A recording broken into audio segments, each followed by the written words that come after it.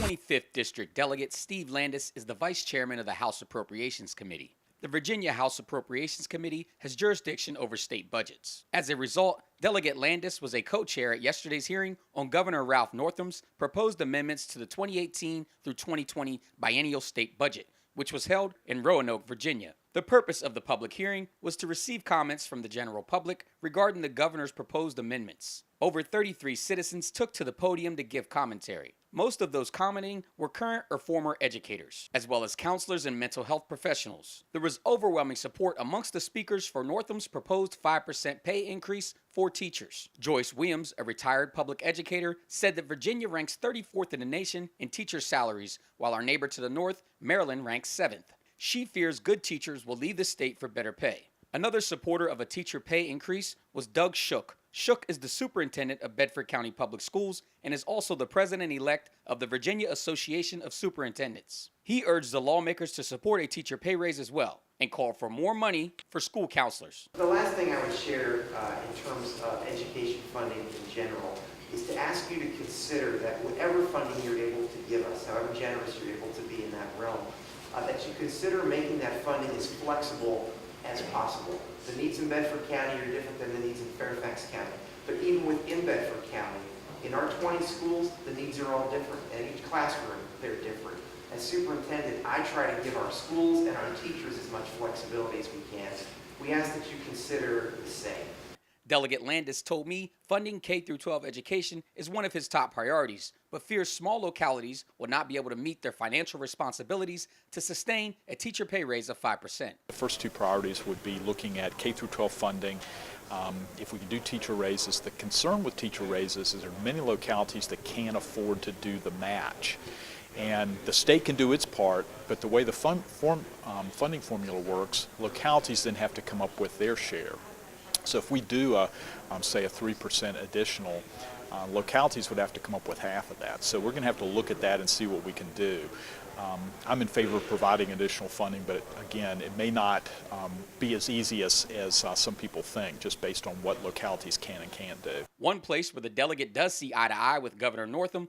Something else I would mention that isn't directly in the public education realm, but does benefit many of us, including in Bedford County, is the governor's support of rural broadband. That does have significant impact on public education as more of us try to go giving devices to our students, as we're doing in Bedford County, to help them at school, but to make sure they can also access the internet at home. The good thing about that is if we have some additional resources, that's a one-time expenditure because it's a grant fund, so it's not ongoing expenditures, and it goes out and builds actual infrastructure working with localities. So I think there's going to be support for that, and the reason is because it helps school systems, it helps small businesses, so it helps the economy and just the livelihoods of individuals and our students in the schools and in their homes.